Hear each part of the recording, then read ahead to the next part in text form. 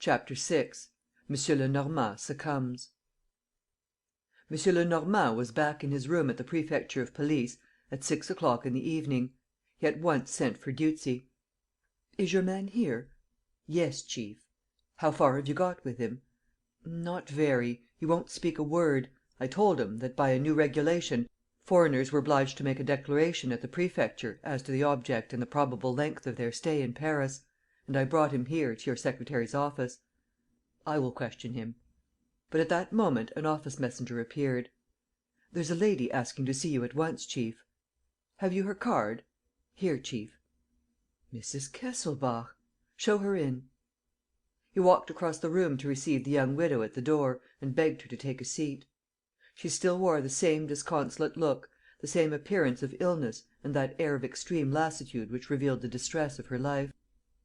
She held out a copy of the Journal and pointed to the line in the agony column which mentioned Steinweg. "Old Steinweg was a friend of my husband's," she said, "and I have no doubt that he knows a good many things." "Dieuzy," said M. Lenormand, "bring the person who is waiting. Your visit, madame, will not have been useless. I will only ask you, when this person enters, not to say a word." The door opened. A man appeared, an old man with white whiskers meeting under his chin and a face furrowed with deep wrinkles, poorly clad and wearing the hunted look of those wretches who roam about the world in search of their daily pittance. He stood on the threshold, blinking his eyelids, stared at M. Lenormand, seemed confused by the silence that greeted him on his entrance, and turned his hat in his hands with embarrassment. But suddenly he appeared stupefied, his eyes opened wide and he stammered: "Mrs. Kesselbach." He had seen the young widow; and, recovering his serenity, smiling, losing his shyness, he went up to her and, in a strong German accent: "Oh, I am glad! At last! I thought I should never. I was so surprised to receive no news down there, no telegrams. And how is our dear Rudolf Kesselbach?" The lady staggered back, as though she had been struck in the face, and at once fell into a chair and began to sob. "What's the matter? Why, what's the matter?" asked Steinweg. M. Lenormand interposed: "I see, sir, that you know nothing about certain events that have taken place recently. Have you been long travelling?" "Yes, 3 months. I had been up to the Rand, then I went back to Cape Town and wrote to Rudolf from there. But on my way home by the East Coast route, I accepted some work at Port Said. Rudolf has had my letter, I suppose?" "He is away. I will explain the reason of his absence. But first there is a point on which we should be glad of some information. It has to do with a person whom you knew and to whom you used to refer, in your intercourse with Mr. Kesselbach, by the name of Pierre Leduc." "Pierre Leduc? What? Who told you?" The old man was utterly taken aback. He spluttered out again: "Who told you? Who disclosed to you?" "Mr. Kesselbach." "Never! It was a secret which I confided to him, and Rudolf keeps his secrets, especially this one." "Nevertheless, it is absolutely necessary that you should reply to our questions. We are at this moment engaged on an inquiry about Pierre Leduc which must come to a head without delay; and you alone can enlighten us, as Mr. Kesselbach is no longer here." "Well, then," cried Steinweg, apparently making up his mind, "what do you want?" "Do you know Pierre Leduc?" "I have never seen him, but I have long been the possessor of a secret which concerns him. Through a number of incidents which I need not relate, and thanks to a series of chances, I ended by acquiring the certainty that the man in whose discovery I was interested was leading a dissolute life in Paris and that he was calling himself Pierre Leduc, which is not his real name." "But does he know his real name himself?" "I presume so." "And you?" "Yes, I know it." "Well, tell it to us." He hesitated, then vehemently: "I can't," he said. "No, I can't." "But why not?" "I have no right to. The whole secret lies there. When I revealed the secret to Rudolf, he attached so much importance to it that he gave me a large sum of money to purchase my silence and he promised me a fortune, a real fortune, on the day when he should succeed, first, in finding Pierre Leduc and, next, in turning the secret to account."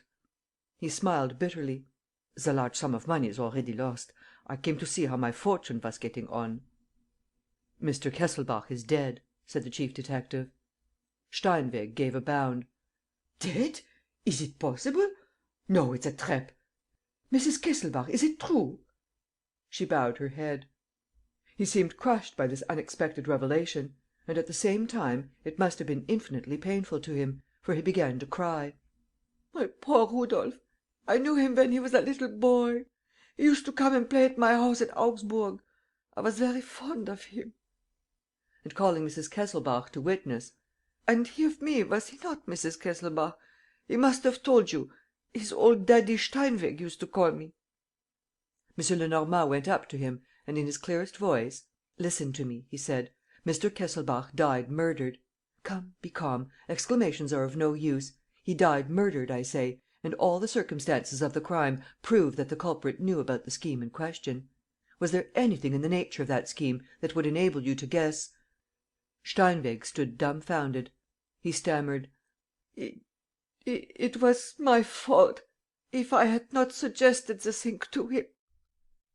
Mrs. Kesselbach went up to him, entreating him: "Do you think ...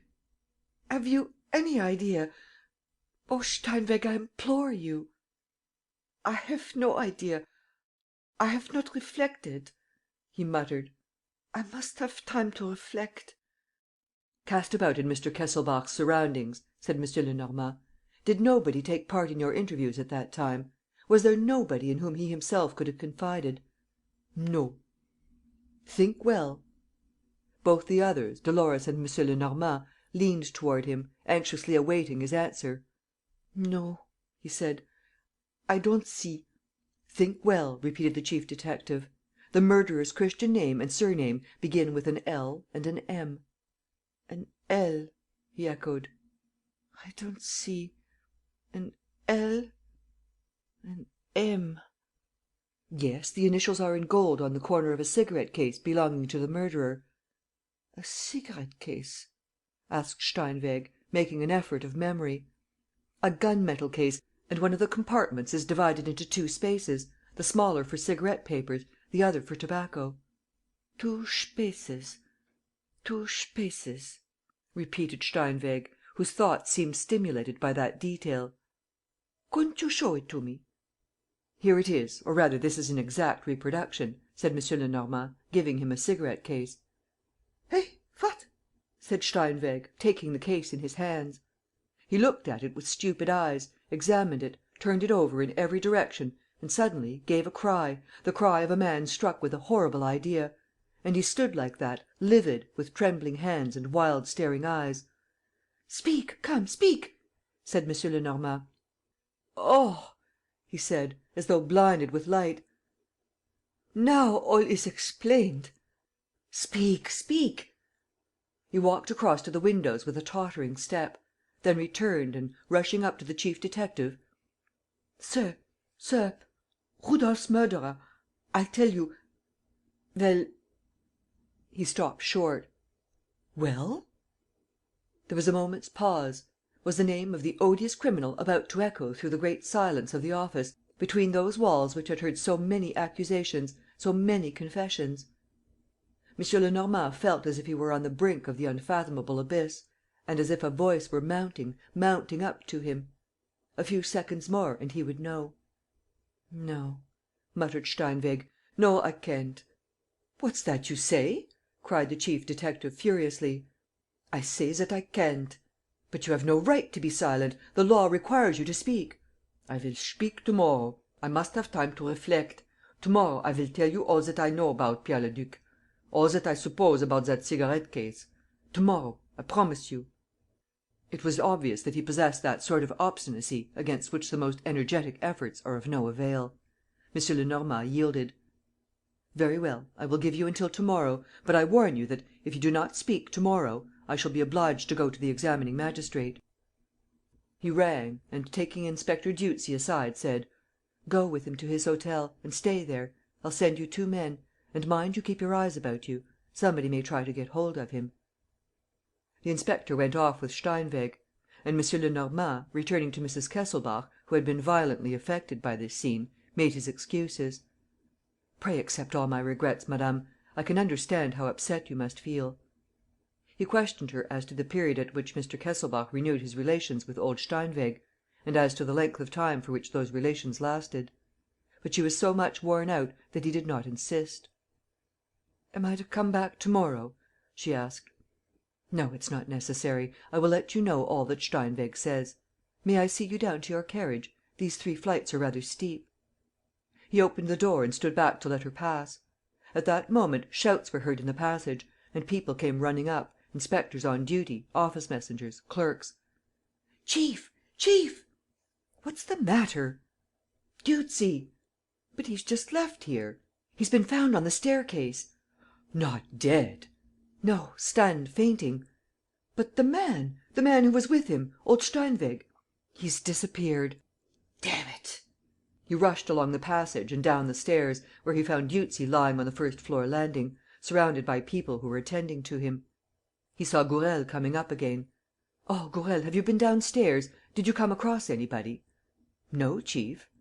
But Dieuzy was recovering consciousness and, almost before he had opened his eyes, mumbled: "Here, on the landing, the little door." "Oh, hang it, the door of Court 7!" shouted the chief detective. "Didn't I say that it was to be kept locked? It was certain that, sooner or later ..." He seized the door handle. "Oh, of course! The door is bolted on the other side now." The door was partly glazed. He smashed a pane with the butt end of his revolver, drew the bolt and said to Gourel: "Run through this way to the exit on the Place Dauphine." He went back to Dieuzy. "Come, Dieuzy, tell me about it. How did you come to let yourself be put into this state?" "A blow in the pit of the stomach, chief." "A blow? From that old chap? Why, he can hardly stand on his legs!" "Not the old man, chief, but another, who was walking up and down the passage, while Steinweg was with you, and who followed us as though he were going out too. When we got as far as this, he asked me for a light. I looked for my matches. Then he caught me a punch in the stomach. I fell down and, as I fell, I thought I saw him open that door and drag the old man with him." "Would you know him again?" "Oh, yes, chief. A powerful fellow, very dark skinned, a southerner of sorts, that's certain." "Ribeira!" snarled M. Lenormand. "Always Ribeira! Ribeira alias Parbury! Oh, the impudence of the scoundrel! He was afraid of what old Steinweg might say and came to fetch him away under my very nose." And, stamping his foot with anger: "But, dash it, how did he know that Steinweg was here, the blackguard? It's only 4 hours since I was chasing him in the Saint Cucufa woods. And now he's here. How did he know? One would think he lived inside my skin." He was seized with one of those fits of dreaming in which he seemed to hear nothing and see nothing. Mrs. Kesselbach, who passed at that moment, bowed without his replying. But a sound of footsteps in the corridor roused him from his lethargy. "At last! Is that you, Gourel?" "I found out how it was, chief," said Gourel, panting for breath. "There were 2 of them. They went this way and out of the Place Dauphine. There was a motor car waiting for them. There were 2 people inside. One was a man dressed in black, with a soft hat pulled over his eyes." "That's he," muttered M. Lenormand. "That's the murderer, the accomplice of Ribeira, Parbury. And who was the other?" "A woman without a hat, a servant girl, it might be, and good looking, I'm told, with red hair." "Eh, what? You say she had red hair?" "Yes." M. Lenormand turned round with a bound, ran down the stairs 4 steps at a time, hurried across the courtyard and came out on the Quai des Orfèvres. "Stop!" he shouted. A victoria and pair was driving off. It was Mrs. Kesselbach's carriage. The coachman heard and pulled up his horses. M. Lenormand sprang on the step. "I beg 1,000 pardons, madame, but I cannot do without your assistance. I will ask you to let me go with you. But we must act swiftly. Gourel, where's my taxi?" "I've sent it away, chief." "Well, then, get another, quick!" The men all ran in different directions. But 10 minutes elapsed before one of them returned with a motor cab. M. Lenormand was boiling with impatience.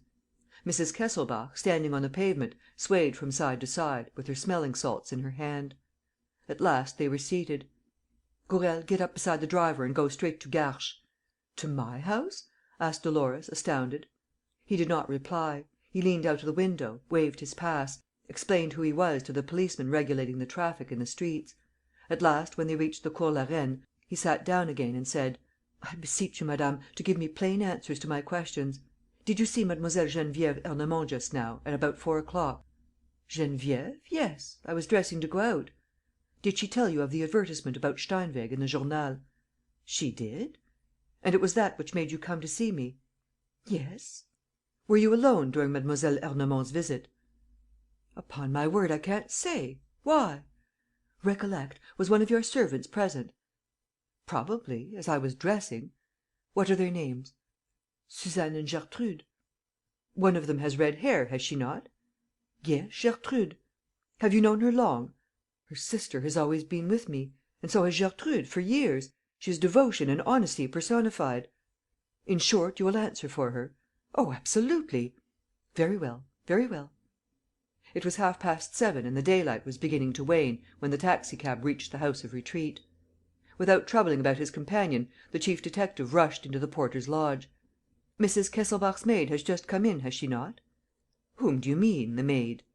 "Why, Gertrude, one of the two sisters." "But Gertrude can't have been out, sir. We haven't seen her go out." "Still, some one has just come in." "No, sir, we haven't opened the door to anybody since let me see 6 o'clock this evening." "Is there no other way out than this gate?" "No. The walls surround the estate on every side; and they are very high." "Mrs. Kesselbach, we will go to your house, please."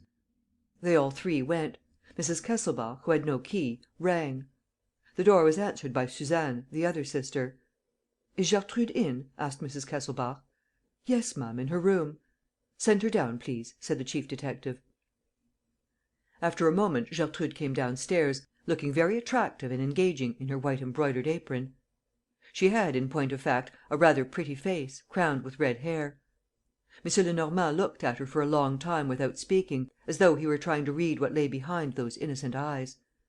He asked her no questions. After a minute, he simply said: "That will do, thank you. Come, Gourel." He went out with the sergeant and, at once, as they followed the darkling paths of the garden, said: "That's the one." "Do you think so, chief? She looked so placid." "Much too placid. Another would have been astonished, would have wanted to know why I sent for her. Not this one. Nothing but the concentrated effort of a face that is determined to smile at all costs. Only, I saw a drop of perspiration trickle from her temple along her ear." "So that ...?" "So that everything becomes plain. Gertrude is in league with the two ruffians who are conspiring round the Kesselbach case, in order either to discover and carry out the famous scheme, or to capture the widow's millions. No doubt, the other sister is in the plot as well. At 4 o'clock, Gertrude, learning that I know of the advertisement in the Journal, takes advantage of her mistress's absence, hastens to Paris, finds Ribeira and the man in the soft hat and drags them off to the Palais, where Ribeira annexes Master Steinweg for his own purposes." He reflected and continued: "All this proves, first, the importance which they attach to Steinweg and their fear of what he may reveal. Secondly, that a regular plot is being hatched around Mrs. Kesselbach. Thirdly, that I have no time to lose, for the plot is ripe." "Very well," said Gourel, "but one thing remains unexplained.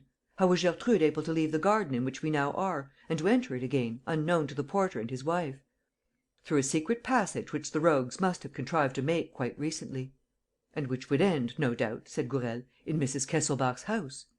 "Yes, perhaps," said M. Lenormand, "perhaps. But I have another idea." They followed the circuit of the wall. It was a bright night; and, though their two forms were hardly distinguishable, they themselves could see enough to examine the stones of the walls and to convince themselves that no breach, however skilful, had been effected. "A ladder, very likely?" suggested Gourel. "No, because Gertrude is able to get out in broad daylight. A communication of the kind I mean can evidently not end out of doors. The entrance must be concealed by some building already in existence." "There are only the 4 garden houses," objected Gourel, "and they are all inhabited." "I beg your pardon, the third, the Pavillon Hortense, is not inhabited." "Who told you so?" "The porter. Mrs. Kesselbach hired this house, which is near her own, for fear of the noise. Who knows but that, in so doing, she acted under Gertrude's influence?" He walked round the house in question. The shutters were closed. He lifted the latch of the door, on the off chance. The door opened. "Ah, Gourel, I think we've struck it. Let's go in. Light your lantern. Oh, the hall, the drawing room, the dining room. That's no use. There must be a basement, as the kitchen is not on this floor. This way, chief. The kitchen stairs are here." They went down into a rather large kitchen, crammed full of wickerwork garden chairs and flower stands. Beside it was a wash house, which also served as a cellar, and which presented the same untidy sights of objects piled one on top of the other. "What is that shiny thing down there, chief?" Gourel stooped and picked up a brass pin with a head made of an imitation pearl. "The pearl is quite bright still," said M. Lenormand, "which it would not be if it had been lying in this cellar long. Gertrude passed this way, Gourel." Gourel began to demolish a great stack of empty wine casks, writing desks and old rickety tables. "You are wasting your time," said M. Lenormand. "If that is the way out, how would she have time first to move all those things and then to replace them behind her? Look, here is a shutter out of use, which has no valid reason for being fastened to the wall by that nail. Draw it back." Gourel did so. Behind the shutter, the wall was hollowed out.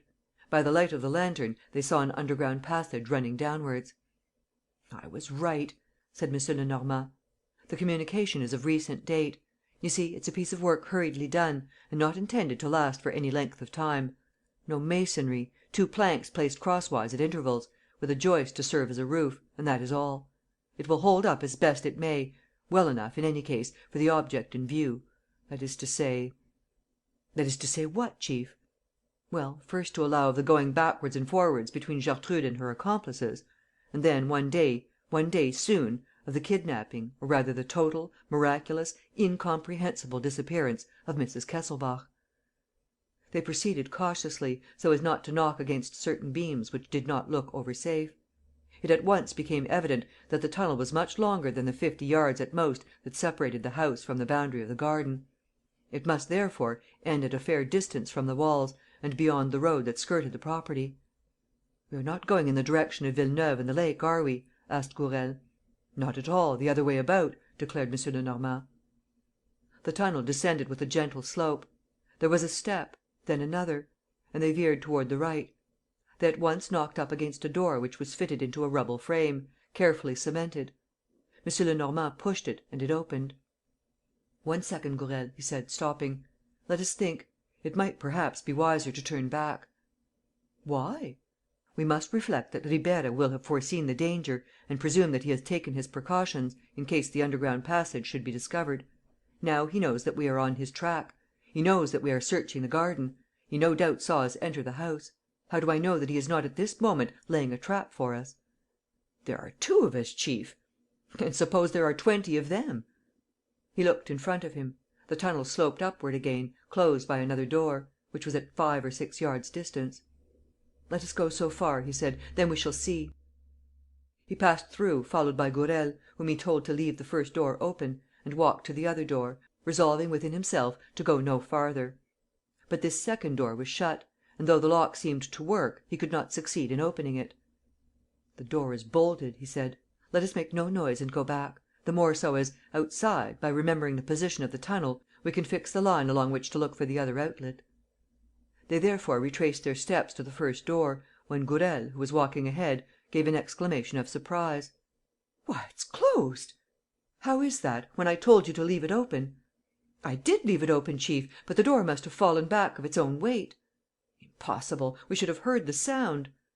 "Then, I don't know." He went up to the door. "Let's see. There's a key. Does it turn? Yes, it turns. But there seems to be a bolt on the other side." "Who can have fastened it?" "They, of course, behind our backs. Perhaps they have another tunnel that runs above this one, alongside of it, or else they were waiting in that empty house. In any case, we're caught in a trap." He grew angry with the lock, thrust his knife into the chink of the door, tried every means and then, in a moment of weariness, said: "There's nothing to be done." "What, chief? Nothing to be done? In that case, we're diddled." "I dare say," said M. Lenormand. They returned to the other door and came back again to the first. Both were solid, made of hardwood, strengthened with crossbeams. In short, indestructible. "We should want a hatchet," said the chief of the detective service, "or, at the very least, a serious implement. A knife even, with which we might try to cut away the place where the bolt is most likely to be. And we have nothing." He was seized with a sudden fit of rage and flung himself upon the obstacle, as though he hoped to do away with it. Then, powerless, beaten, he said to Gourel: "Listen, we'll look into this in an hour or two. I am tired out. I am going to sleep. Keep watch so long. And if they come and attack us?" "Ah, if they come, we shall be saved, chief!" cried Gourel, who would have been relieved by a fight, however great the odds. M. Lenormand lay down on the ground. In a minute he was asleep. When he woke up, he remained for some seconds undecided, not understanding. And he also asked himself what sort of pain it was that was tormenting him. "Gourel?" he called. "Come, Gourel!" Obtaining no reply, he pressed the spring of his lantern and saw Gourel lying beside him, sound asleep. "What on earth can this pain be?" he thought. "Regular twitchings. Oh, why, of course, I am hungry, that's all. I'm starving. What can the time be?" His watch marked 20 minutes past 7, but he remembered that he had not wound it up. Gourel's watch was not going either. Gourel had awoke under the action of the same inward pangs, which made them think that the breakfast hour must be long past and that they had already slept for a part of the day. "My legs are quite numbed," said Gourel, "and my feet feel as if they were on ice. What a funny sensation!" He bent down to rub them and went on: "Why, it's not on ice that my feet were, but in water. Look, chief, there's a regular pool near the first door." "Soaked through," M. Lenormand replied. "We'll go back to the second door. You can dry yourself. But what are you doing, chief?" "Do you think I am going to allow myself to be buried alive in this vault? Not if I know it. I haven't reached the age. As the two doors are closed, let us try to pass through the walls." One by one, he loosened the stones that stood out at the height of his hand, in the hope of contriving another gallery that would slope upwards to the level of the soil. But the work was long and painful, for in this part of the tunnel, as he perceived, the stones were cemented.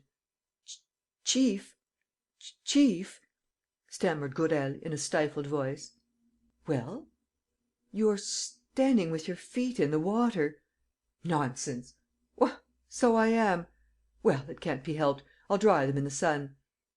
"But don't you see?" "What?" "Why, it's rising, chief. It's rising." "What's rising?" "The water." M. Lenormand felt a shudder pass over his skin. He suddenly understood. It was not a casual trickling through, as he had thought, but a carefully prepared flood, mechanically, irresistibly produced by some infernal system. "Oh, the scoundrel!" he snarled.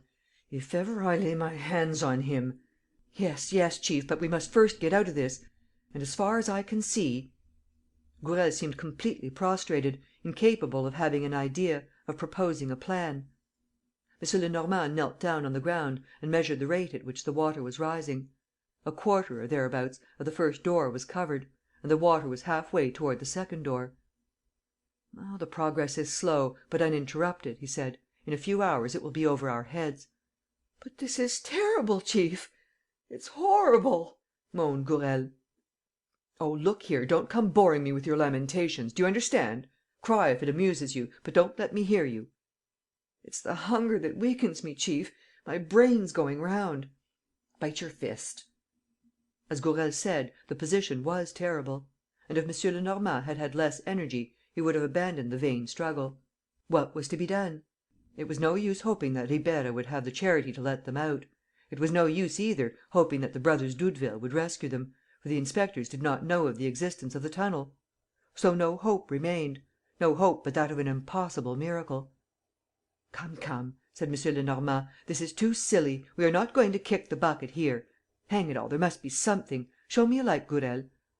Flattening himself against the second door, he examined it from top to bottom, in every corner. There was an enormous bolt on that side, just as there probably was on the other.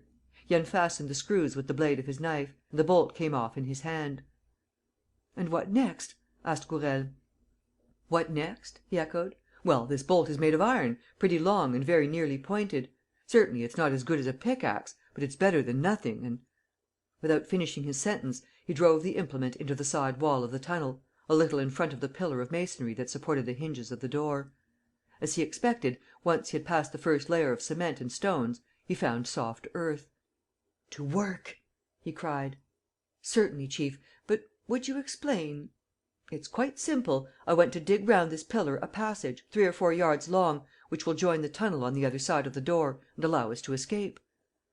"But it will take us hours! And meanwhile the water is rising." "Show me a light, Gourel." "In 20 minutes or half an hour at most, it will have reached our feet." "Show me a light, Gourel." M. Lenormand's idea was correct; and with some little exertion, by pulling the earth, which he first loosened with his implement, towards him and making it fall into the tunnel, He was not long in digging a hole large enough to slip into. "It's my turn, chief," said Gourel. "Aha, you're returning to life, I see! Well, fire away. You have only to follow the shape of the pillar." At that moment, the water was up to their ankles. Would they have time to complete the work begun? It became more difficult as they went on, for the earth which they disturbed was in their way, and lying flat on their stomachs in the passage, they were obliged at every instant to remove the rubbish that obstructed them. After 2 hours, the work was perhaps 3/4 through, but the water now covered their legs. Another hour and it would reach the opening of the hole which they were digging, and that would mean the end. Gourel, who was exhausted by the want of food, and who was too stout to move with any freedom in that ever narrower passage, had to give up. He no longer stirred, trembling with anguish at feeling that icy water which was gradually swallowing him up. As for M. Lenormand, he worked on with indefatigable ardour. It was a terrible job, this ants' work performed in the stifling darkness. His hands were bleeding. He was fainting with hunger. The insufficiency of the air hampered his breathing. And from time to time Gourel's sighs reminded him of the awful danger that threatened him at the bottom of his hole. But nothing could discourage him, for now he again found opposite him those cemented stones which formed the side wall of the gallery. It was the most difficult part, but the end was at hand. "It's rising!" cried Gourel, in a choking voice. "It's rising!" M. Lenormand redoubled his efforts. Suddenly the stem of the bolt which he was using leapt out into space. The passage was dug. He had now only to widen it, which became much easier once he was able to shoot the materials in front of him. Gourel, mad with terror, was howling like a dying beast. M. Lenormand paid no attention to him. Safety was at hand. Nevertheless, he had a few seconds of anxiety when he perceived, by the sound of the materials falling, that this part of the tunnel was also under water, which was natural, as the door did not form a sufficiently tight-fitting barrier. But what did it matter? The outlet was free. One last effort. He passed through. "Come, Gourel," he cried, returning to fetch his companion. He dragged him, half dead, by the wrists. "Come along, booby! Pull yourself together! We are saved!" "Do you really think so, chief? The water's up to our chests." "Never mind, as long as it's not over our mouths. Where's your lantern?" "It's not working." "No matter." He gave an exclamation of delight. "One step! 2 steps! A staircase! At last!" They emerged from the water, that accursed water which had almost swallowed them up; and it was a delicious sensation, a release that sent up their spirits. "Stop!" said M. Lenormand. His head had knocked against something. With arms outstretched, he pushed against the obstacle, which yielded at once. It was the flap of a trap door; and when this trap door was opened, he found himself in a cellar into which the light of a fine night filtered through an air hole. He threw back the flap and climbed the last treads. Then a veil fell over his eyes. Arms seized upon him. He felt himself, as it were, wrapped in a sheet, in a sort of sack, and then fastened with cords. "Now for the other one," said a voice. The same operation must have been performed on Gourel, and the same voice said: "If they call out, kill them at once. Have you your dagger?" "Yes."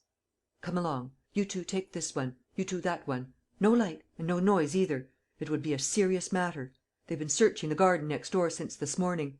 There are 10 or 15 of them knocking about. Go back to the house, Gertrude, and if the least thing happens, telephone to me in Paris." M. Lenormand felt that he was being lifted up and carried, and, a moment after, that he was in the open air.